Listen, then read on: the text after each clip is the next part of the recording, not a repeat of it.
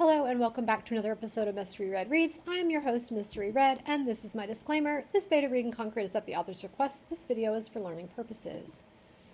Today we're looking at a piece of original fiction. We are back looking at part 0 of ethical dining, but this will be part B of our beta read and concrete because it was a long first part. And so we have broken it up into several videos. So it's going to be a 30-minute video. I'm going to set a timer and we're going to dive in and do 30 minutes of reading. And when the alarm goes off, I'll look and see how much further I have to go. If I'm really close to the end, I'll go ahead and finish. And if not, then I will have to make a third video. In order to continue to do beta reads, I'm going to have to do them at 30-minute increments so that I can read for multiple people in one day because that's all the time that I have. Winter is not a really good time for my health. So with that said, let's get right into it. If you missed the first part of my read of Ethical Dining by Alexandria, then you can go back and read that. I'll create a playlist for her or for them. When I read more than one chapter or more than one piece for an author, I create a playlist for them so you can find all the work in one place. And here we go. Bhakti stands back to look over the progress she's made on packing for the trip. Though the bags look like they can hold more, the woman has made sure to leave room. Hang on, let me get my highlight off of our highlight off. I should just delete it. None. There we go. There we go. No, I don't want to add a header. Okay, let's try that again. Bhakti stands back to look over the progress she's made on packing for the trip. Though the bags look like they can hold more, the woman has made sure to leave room for the weight of the water bottles. She has packed a meal of bread, dried meat, and fruit into each bag, with a large bottle of cold tea in her own bag, and an extra serving of fruit tucked into Mary's. Okay, I'm going to pause. We have an echo on bag. And let's see. In my last video, I remember talking about needing internal thoughts from the character. So I'm probably going to continue to need that because it should be throughout the piece, but I'm not going to make a big deal of it here because I've already said it in the last video and the author is aware. Excuse me. Okay, so she is packing an extra serving of fruit tucked into Mary's bag. Okay. She knows that Mary will crave a snack along the way. A bundle of herbs also sits in Mary's bag, tucked into a cloth in case the need arises, as well as a stack of extra cloth. So now we're going to have an echo on cloth. Let's see. For holding any treasures found along the way. Leaning against the wall above the bags is Mary's spear, new charms tied just under the spear tip by Bhakti. It's a lot of echoes in one paragraph. We're just going to mark them so the author can see them. Okay. A handgun is attached to the side of Bhakti's bag. Sol sits about 3/4 of the way from setting, and one of the moons, Ophelia, is already visible in the sky. Mary enters Bhakti's view as she slowly slinks around the corner.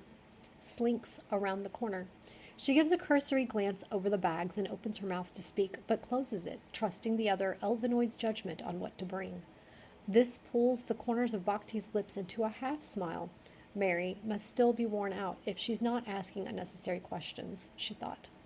Bhakti moves toward Mary and catches her in an embrace, resting her chin on the top of her wife's head and whispering, "We can't wait another day if you wish, love. Rest is important." Or, "We can wait another day if you wish, love. Rest is important." Mary responds with a light sigh and leans into the woman, moving one hand around Bhakti's waist and the other onto her rounded stomach. After a few moments of silence, she asks, "Do you need rest? How have you felt today?" Bhakti places a kiss on the crown of Mary's head and pulls back to look in her eyes. She lingers on the tiredness found in Mary's eyes. Okay, so we've got an echo on eyes. We're just going to mark that and keep going. With a sigh, she responds, "I can make the journey there, and the trek home will be a lot less straining when all the water is sold." Mary looks doubtful, so Bhakti leans in and gives her a kiss on the lips before whispering, "I speak truths, love. We will be okay." Mary pulls Bhakti into a longer kiss. They stay in this for some time before simultaneously pulling away. I don't think you need the adverb. Mary gives her wife a large smile and slips from her embrace, glancing back at the packed gear and then to her spear. She moves to it and takes it into her left hand, sliding her right up the shaft to find itself just under the new charms. Lovely additions, Bhakti, says Mary as she runs her hands through the hanging ornaments. There are a few crystals wrapped in cord, 2 of them jagged, but one sanded into a perfect orb, as well as a pair of very small bottles containing different powdery compounds. Mary almost immediately recognizes one as a single dose's worth of yellow gold DMT crystals, but the other, an off-white fluffy substance, could be anything. These must come from Bhakti's hidden collection, she thought, as her own selection of psychoactives had run dry some time ago. Only STMs remained. The soma chems found their use many months ago. Mary lingered her gaze on the substances for a bit longer before turning back to Bhakti. Okay, so I think in the last video I talked about needing internalization. So basically, what I guess I should make suggestions as to like where you might put some internalization. So let's examine that for a minute. Mary pulls Bhakti into a longer kiss. They stay in this for some time before pulling away. Mary gives her wife a large smile and slips from her embrace. Okay, so here's the thing. I don't know what Mary thinks of Bhakti because we don't have her thoughts. So in order to feel captured and caught up in their love, we should be feeling, Mary's affection for Bhakti. In order to achieve that, we need her internal thoughts about Bhakti. And so right now we have what is reading pretty clean, but it's also reading like a play-by-play. It's literally you telling me a story, but you're kind of like telling me what's happening, but I'm not getting emotions. I'm not getting feelings, and I'm not caught up in it emotionally. So the words read clean, okay, but we got to get those feelings to go with it. We need that internalization in some places. Lovely additions, Bhakti, says Mary as she runs her hands through the hanging ornaments. There are a few crystals wrapped in cord, 2 of them jagged, but one sanded in a perfect orb, as well as a pair of very small bottles containing different powdery compounds. Mary almost immediately recognizes one as a single dose's worth of yellow gold DMT crystals, but the other, an off-white fluffy substance, could be anything. These must come from Bhakti's hidden collection, she thought. This is nice, as her own selection of psychoactives had run dry some time ago. See, that worked really well. You had action, she's looking at it, then you have her thoughts about it, so that works well. We need that up here when they're kind of kissing, so we don't just I feel like I'm just watching someone kiss in my mind's eye, and I'm not really feeling like the feels, and so I kind of want that for you. Only STMs remained. The soma chems found their use many months ago. So I wonder what they use them for. I wonder what they use them for. Do they just use them just to get high, or is it like they serve a purpose? So I'm kind of curious about that. Mary lingered her gaze on the substances for a bit longer before turning back to Bhakti. We'll leave tonight. The sooner we can get rid of this water and get you home, the better, says Mary. I'll start moving the bottles in here and dividing them among our bags. Feel free to sit. I'll come join you in meditation when I'm done. With that, Mary moves to embrace Bhakti once more and kisses her cheek before attempting to turn and walk away. Bhakti catches her before she can leave and gives her a slight frown. Are you sure you're okay to travel? Bhakti asks. Mary is silent for a moment before smiling again. Of course. Don't worry about me.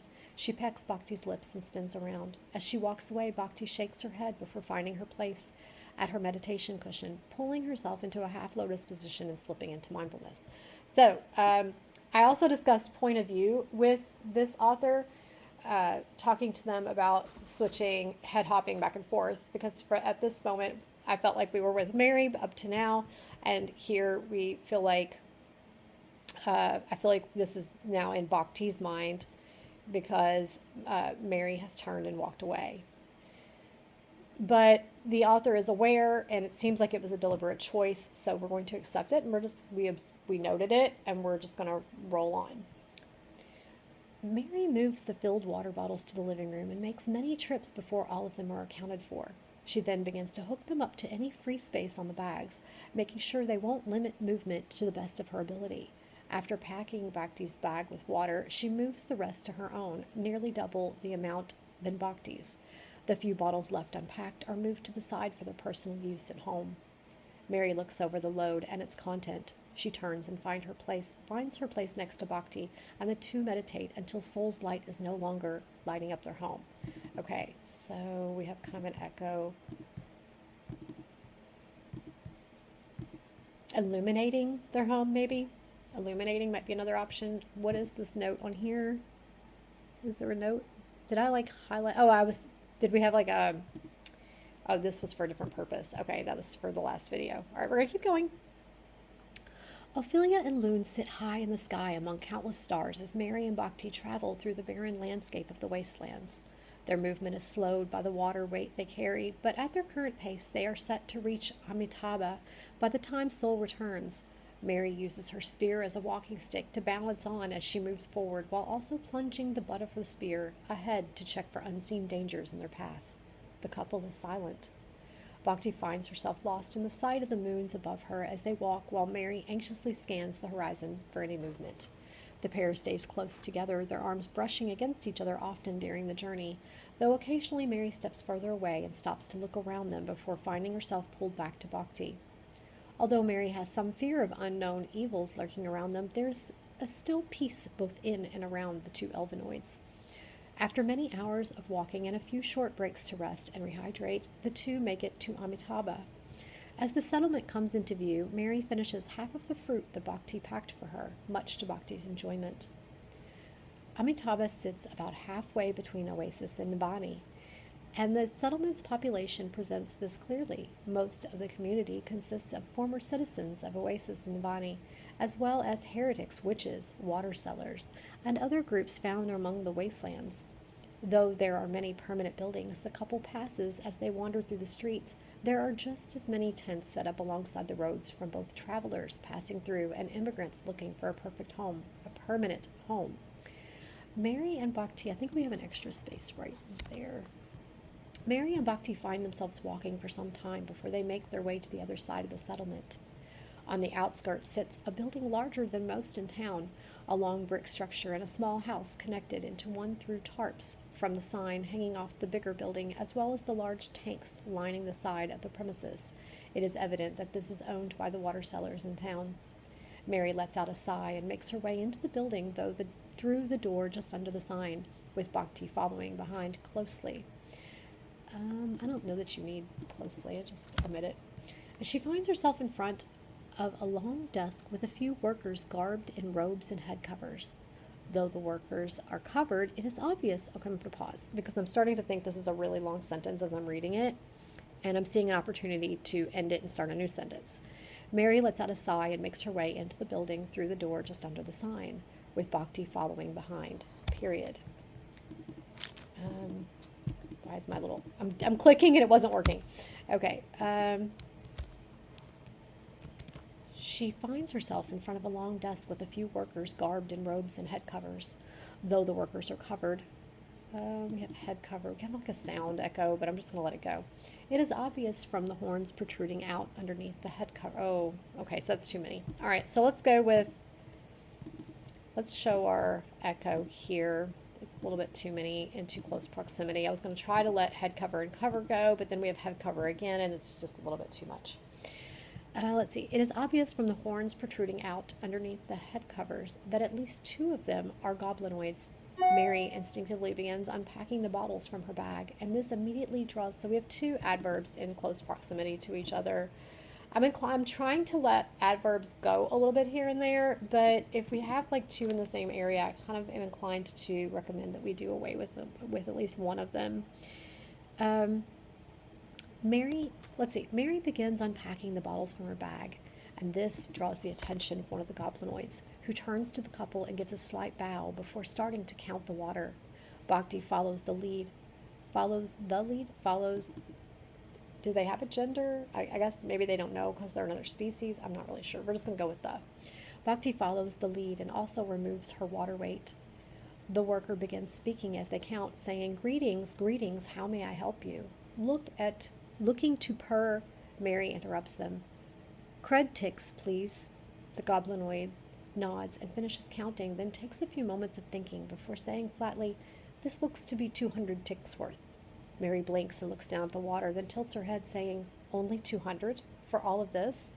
The goblinoid nods and says, It's reasonable, I'd say, and gives us room to make our money back and then some. Shall I begin the transaction? Mary grumbles under her breath but nods, and the worker begins moving the bottles to a spot behind the counter while stopping to whisper to one of the other workers. The other worker moves to the desk and uses their right arm to start making shapes in the air. The cyberdeck replacing their left arm, comes to life.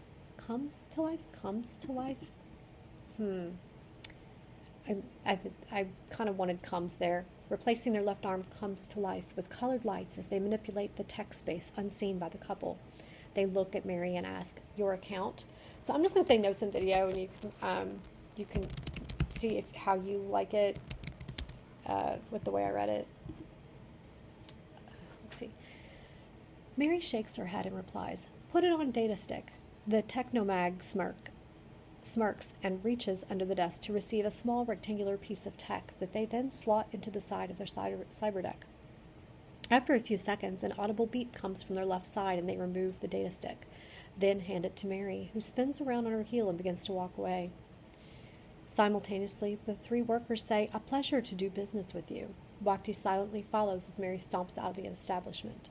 As soon as they are out of the building, Mary looks around and then begins walking in the direction of the market district while speaking out loud. 200 tick. That's insanity. I remember when that much would net us 300, at least 250. Greed has clouded them. Bhakti moves to the side of Mary and turns her head toward the woman, replying, They have to run a business, love. Besides, you know that the price is dictated by things bigger than them. But Mary ignores this and shakes her head. The two quickly make their way into the market district, a collection of stands and tents on both sides of a long road through town. Bhakti stops at one of the stands and gives a deep bow, saying, Hello, Sambatabra. A blessed day, is it not? Mary turns and smiles, stepping beside Bhakti to view a green-skinned, slender elvinoid with black hair pulled into a bun.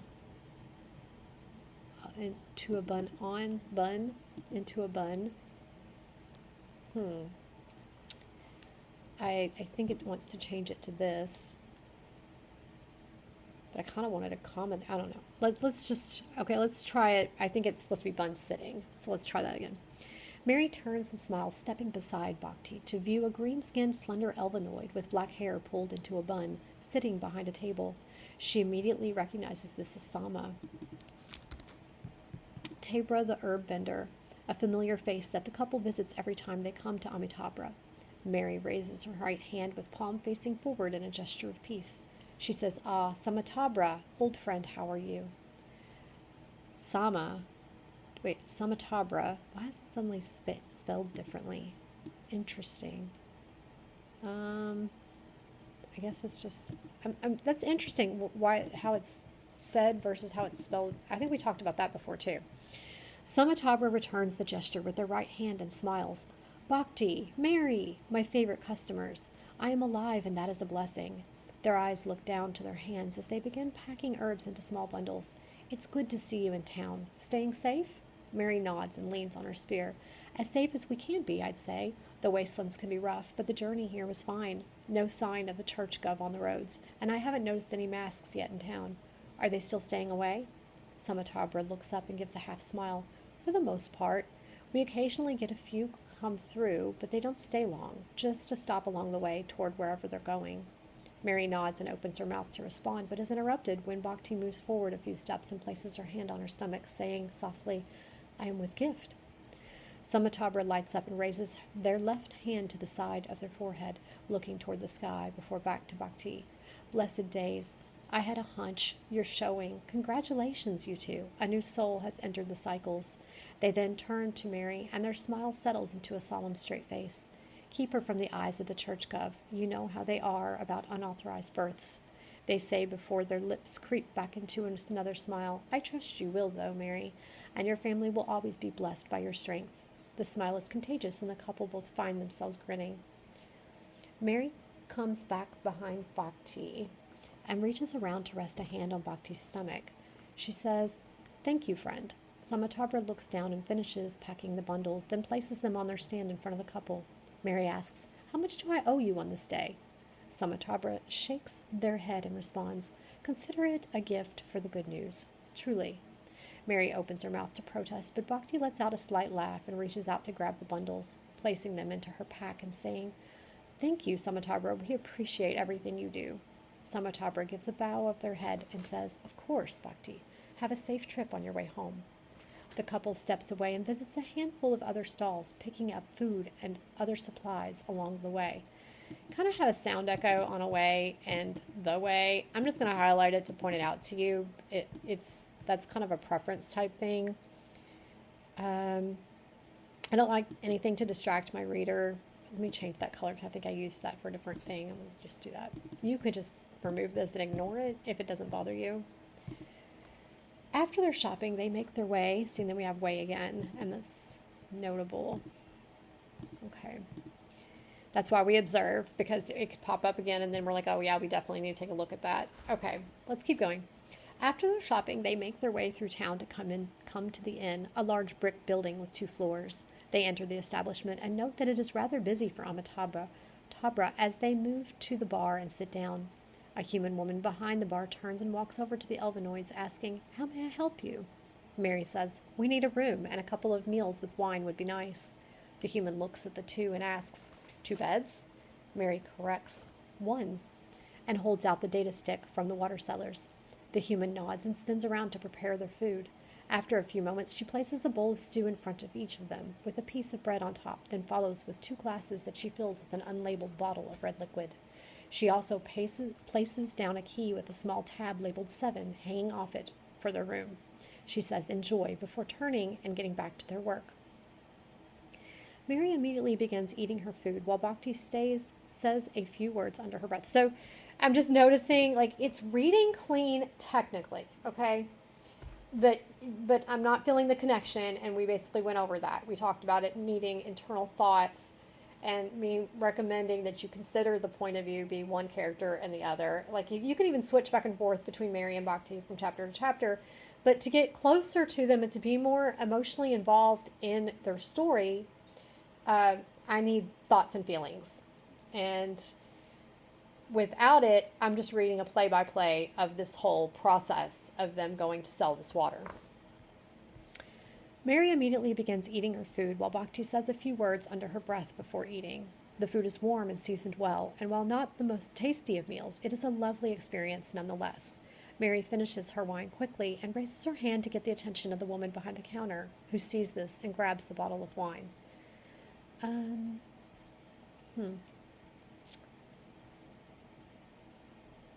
don't know. We've got wine and then wine, she finishes her drink, maybe. And I would just omit the adverb. I would probably change one of these to drink, and that would solve the echo. It would resolve the echo. So let me just color them for you. I should probably be consistent in my color choices, but I'm not. Okay. The 2 exchange the data stick once more, but as Mary passes it over, she says, "Charge for the rest of the bottle. We'll take that up to our room." The human nods and places it into a small device under the bar, which beeps before she removes it and hands it back to Mary. She then passes the Elvinoid the bottle, and Mary refills her glass, then places it between her and Bhakti. Midway through their meal, Mary sees 2 men enter the inn, their faces clad in the mask of the church gov. The masks are a blank white. Okay. We've got an echo on masks. I'm just going to notice that, and we're going to keep going. The masks are a blank white, save for a black symbol consisting of many straight and curved lines in the center. The sigil representative of whatever cult is calling itself the church gov these days. Mary turns to Bhakti to alert her, but her wife has already noticed, and the 2 women lock eyes. Mary shakes her head and mutters, "Let's get up to our room, quickly. I don't want any trouble," and begins to finish her bowl quickly. Okay, so since we have an echo on the adverb, I'm inclined to say leave it in the dialogue and omit it from the text. Okay? The two finish their meal and gather their bags, then silently slip up the stairs to the second floor of the inn. Mary floats to the door labeled 7 and unlocks it with the key. And after the two have entered the room, she quickly, we got quickly again. She locks it and unloads her stuff beside the bed. So I'm not inclined to like stuff. Be specific. Just because you're telling a story and you want the reader to be staying right with you, not guessing what stuff is. The couple stands in silence for a few moments. Mary finds herself a seat on the bed in the middle of the room and lets out a sigh. Bhakti sits next to her as Mary says, "Wasn't expecting masks in town, but no matter. I don't think they saw us. Saw you, and surely we don't stand out that much." Bhakti whispers, "I doubt that we are still persons of interest." Mary turns to her and responds, "We still need to get out of town after rest. I don't want them asking questions." Before placing her head on Bhakti's shoulder, Bhakti reaches her right hand around to begin to stroke the back of Mary's neck. I don't think you actually need to say that she responds there. I think you just say she just turns towards her. You can leave it as it is if you like it, but I think it works just as well without it. Because when she's turning to her and then she speaks, I know that it's her speaking. Bhakti stands in the hallway as Mary locks the room they stayed in earlier. They move down the stairs and Mary spots the two masked, then sitting at the bar, their masks raised slightly. Got an echo on masks. What did we use?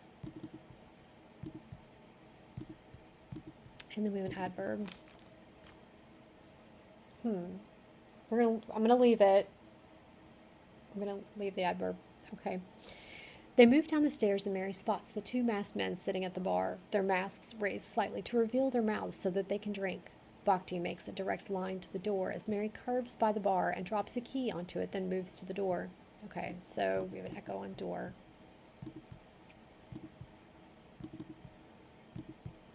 Okay. She catches the attention of one of the church gov members, but ignores it as the two exit the inn and quickly shuffle. Okay. So we got lots of quickly in this chapter. Shuffle in the direction of where they came into town. Sol has vanished from the sky, replaced by Lune and Ophelia in their full beauty. As they get to the edge of town, a rough voice yells out, "Stop by the order of the church gov." Bhakti stops but keeps facing out of town while Mary slowly turns to see one of the church gov masks making his way toward them. Mary smiles and leans on her spear, saying, hello there. How may we help you?" As the man reaches the couple and stops, he scans. Okay, so this seems like an incomplete sentence right here because it starts with a lowercase as. So Mary spoke, so it's not a finishing of his sentence, of her sentence, is it? Okay, maybe. Mary smiles and leans on her spear, saying, hello there. How may we help you?" I think I would just omit that because I know that he's approaching them. He scans the couple and rests his hand on the sword at his hip, not gripping it, but gripping it. We have an echo on it. Not gripping it, but keeping it in place in case he has to unsheath it. So to say that his intention, okay, it reads as his point of view when we state his intention, because from observing him, we don't know his intention. So I just want to observe that. The church gov member let me just omit the adverb. The church gov member relaxes and looks up toward the moon, saying, "Just a routine check. I won't hold you for too long. What was your business in town?" Mary straightens and bows her head slightly. Yeah, you definitely want to let go of the adverbs. I'm just going to highlight it so you can see it. I would just cut them out. If you can remove them from the text and it works without it, I would just take them out. Just especially if you have more than one use of the same adverb. Mary straightens and bows her head slightly toward the man, responding, I understand just doing your job. My wife and I came to pick up some food. We were running low. Yourself?" The man moves a bit closer to Mary and shrugs his shoulders. "Official business of Oasis. I can't share anymore. Where do you come from?" Mary says, "We live just outside of town, maybe an hour at most." The man gets close to Mary and looks at her bag before turning to Bhakti, stepping in her direction. Bhakti moves her eyes up to the moons as the man says, Yes, and your names?" As the man gets close to Bhakti, he leans forward to look at her bag, then raises and begins to turn back to Mary. Raises Oh, he leaned forward. Okay. As his view finds Mary, he is greeted by Mary's spear being embedded through his neck. What? What? I'm sorry, what? That seems like a really bad idea. What? She's just going to kill him now? Okay. Nothing's happened. All he's done is stop and talk to them, and she's killing the man. That's a bad idea. That's a bad idea. Things are not going to go well from here. This is a bad idea. Why did she do that? I don't understand why she did that. Okay, you just had to read her reaction there. All right, we're going to keep going. Bhakti sighs as she hears the gurgle of the church gov member, then turns to see Mary pulling out her spear and stabbing the man once more as he lays on the ground. Bhakti crosses her arms and says, "You did not have to bring death to him. You know." As Mary stabs downward one more time, then lowers herself to search the man for any supplies. Mary looks up and grins, then begins to go through the man's pockets. She retrieves a small vial from him and looks at the label on it before removing the cap and swallowing the small amount of off-white powder in it, then moves the now empty vial to his neck and allows it to fill with his blood. I didn't have to, but his questions were probing. After the vial is filled, she caps it and puts it into her own bag, then continues going through his pockets. Her pupils begin to dilate. After a few moments of searching, Mary shakes her head and sighs. No chems, but the STM. How sad. She removes the sword sheath from the man's hip and raises, placing it around her waist. I'm sorry, they're like in the middle of town, and she's just killed somebody, and nobody's noticed, and he didn't make any kind of sounds when he died. I'm just saying. We're going to keep going. Bhakti shrugs and replies, "I told you that before we left," and is met by Mary embracing her, to which Bhakti responds by placing a kiss on her forehead. I'm going to stop. Let me see how much more we have to go. Okay, let me highlight here. I want to finish. Oh, we got a break right there. We're going to finish down to the break, and I'll see how much is left. Bhakti shrugs and replies, "I told you that before we left," and is met by Mary embracing her, to which Bhakti responds by placing a kiss on her forehead. After they embrace, Bhakti moves toward the body and sits beside it, then mutters a short prayer before raising her hand and saying, "Knife." Mary goes through her bag and retrieves a small knife, which she hands to Bhakti, then begins to collect a stack of loose cloths pushed into the bottom of the bag with jittery hands. Bhakti quickly frees the man's legs of pants and sinks the knife into his thigh, stripping slices of flesh off and placing them into the cloths that Mary holds out to her. Bhakti slightly smiles and says, "At least you have prepared dinner for me." Bhakti fillets the body for a short while as Mary helps her wife save the meat for consumption. While Mary does not eat human flesh, she does not judge her wife for doing it. Mary finds an odd humor upon seeing the woman waste no time in collecting the meat. Okay, so I should have had a trigger warning here. So I'll have to post one in the title. But let me just mark my little spot and see how much we have left, because I still have to get one more read in today. And okay, let me see how far I am. Okay, we're almost done with this part, so I'm going to go ahead and finish it. Let me just mark this, and then I still have to... Okay. The room is lit with candlelight as Mary and Bhakti sit in front of their dinner. Their bowls contain herb rice and with meat over it, both meats distinct from each other but prepared in the same way. There are 2 glasses in front of them, filled with the last of the wine from their stay in Amitabha. They are eating in silence. Bhakti breaks that silence by looking at Mary's bowl and shaking her head. "I still do not understand how you eat that." Mary chuckles as she takes the bite of the meat and shakes her head. "It's what they would have wanted. I didn't cause its death myself, and I'm sure Sivisati put her in our path for a reason. Besides, you drink their milk, so what's the difference?" Bhakti narrows her eyes and opens her mouth to respond before she is interrupted by a loud banging at the couple's door. Mary immediately raises... Just going to omit the adverb. Mary raises and reaches out her arm to grab her spear as Bhakti remains seated. Mary moves to the door, and as the banging continues, she opens it. Okay, so you have an echo on door. You can easily resolve it by just changing it to the word "it," the second use. Let's see. To be specific, you also have the same word ahead of it, so that's why I would definitely address it. Standing on the other side of the portal are 3 members of the church gov, 2 masked nits, and an elvinoid technomag standing behind them. Mary tilts her head and asks, "Hello, how may I make your acquaintance?" One of the church gov nits steps forward and reaches an arm out to rest on the door frame. A female voice under the mask says, "Official business of Oasis, may we come in?" Mary straightens and steps back, saying, Of course. Something wrong?" The two knits push their way in and are followed by the perky technomag. As the two masks look around, the other says in a deep masculine voice, "Shouldn't be, just looking around." Mary leans on her spear and looks past them to Bhakti, who is attempting to not make eye contact and continuing to eat her meal. The female knight steps up to Bhakti and looks her up and down. As Bhakti looks up at the mask, the knit tilts her head, then looks back at Mary, asking, "Is she with child?" Mary glances back at Bhakti, then back toward the knit, letting out a shaky laugh and saying, "Huh, what makes you think that?" The knit rests her hand on the hilt of her sword and says flatly, "My mistake." Then they step away and begin looking around the room. "Have you left your house recently?" Mary side-eyes their bags in the corner, which have been unpacked and now sit empty, and slowly says, "No, we've been here for many moons. Self-sufficiency and all that." The masculine knit moves to the side of Mary and stops at an altar set up in the corner, reaching out and clumsily moving the contents of the table to grab a tied bundle of herbs. He opens it and looks inside, then places it back on the surface and turns, saying, "Right. When was the last time you left your home?" Mary begins to reply, lying, with, "I'd say maybe 3 months ago. I headed into Oasis," and she is cut off by the technomag cheerily saying, "I found the sword!" While standing by the sheathed blade Mary looted off the corpse the day prior. The room lights up with action as the knits begin to unsheathe their swords. Mary lunges forward with her spear and attempts to land a blow on the masculine knight near her, but he dodges out of the way.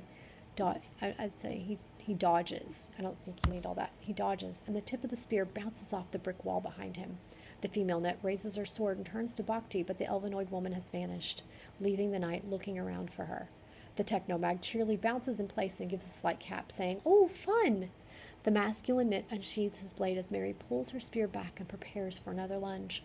As the knit swings his blade toward Mary, she ducks, pushing his sword away with the shaft of her spear, and kicks him backwards, then aims her shot and sends the spear tip into his neck, an almost instant killing blow. Okay, so that read clean.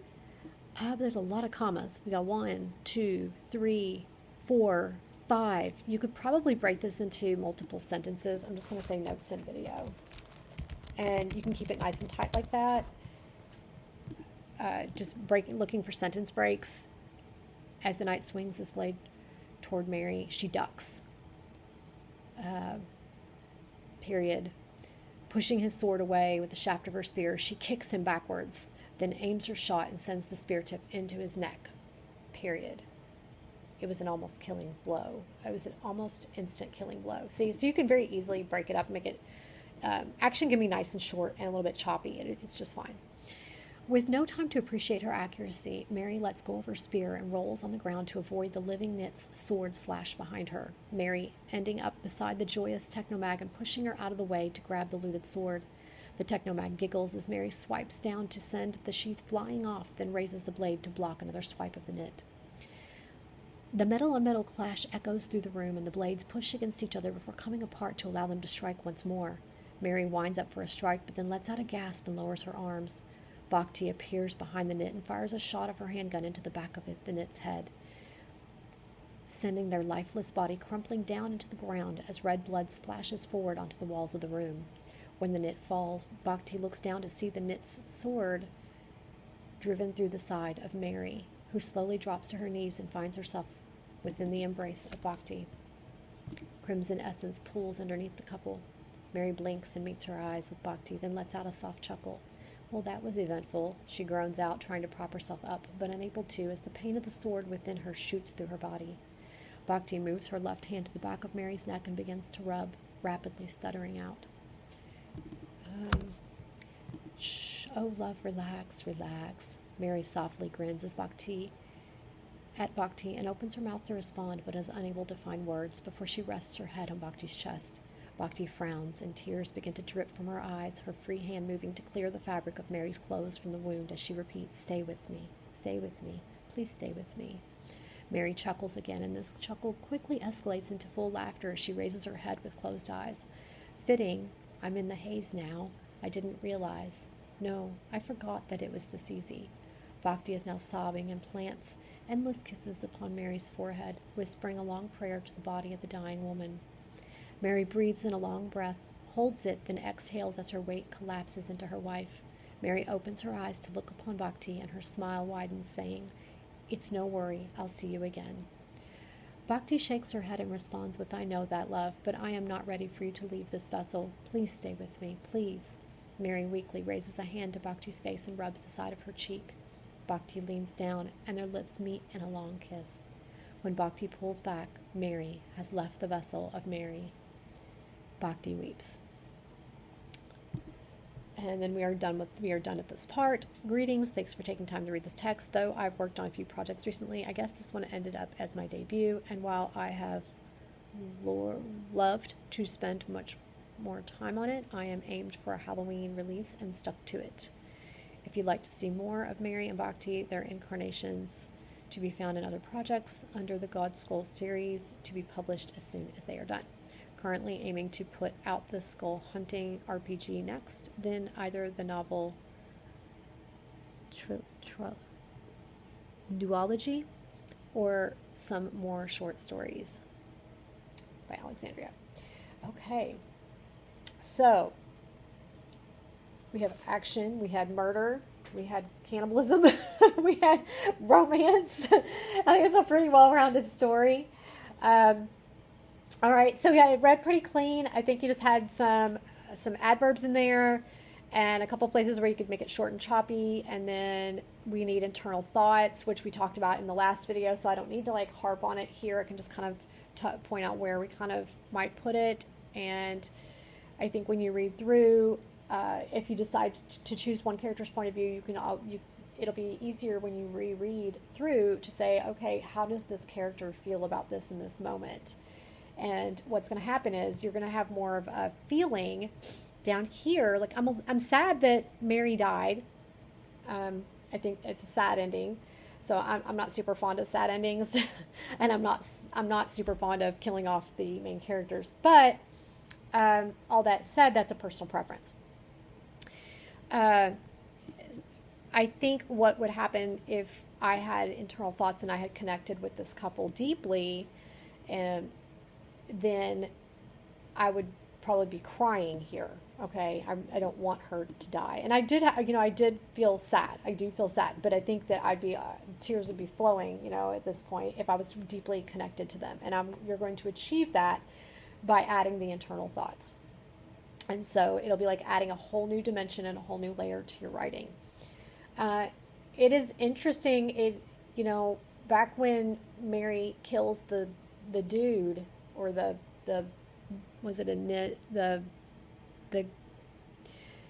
gov person, when she killed them, and then Bhakti just starts skinning them.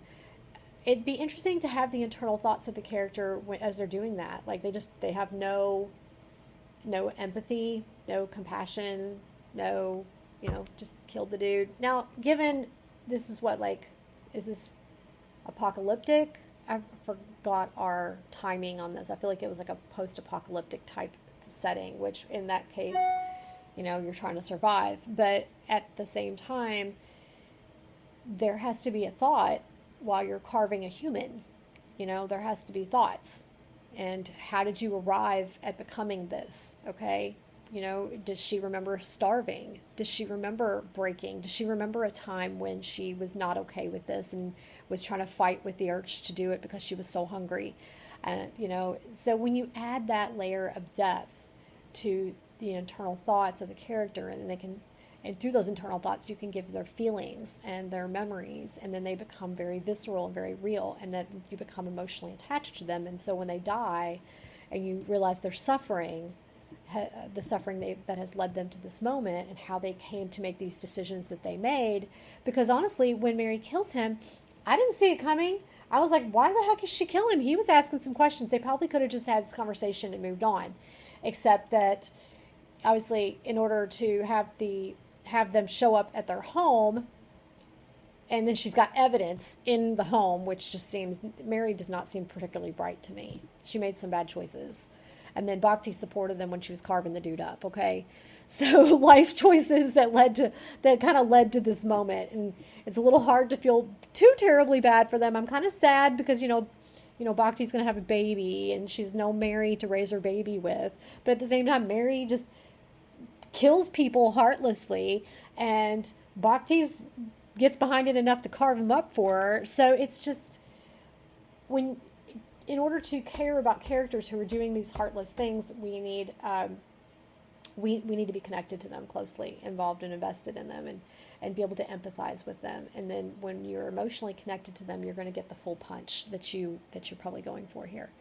So you are headed in the right direction, though. So, all right, I will see you guys next time on Mystery Red Reads.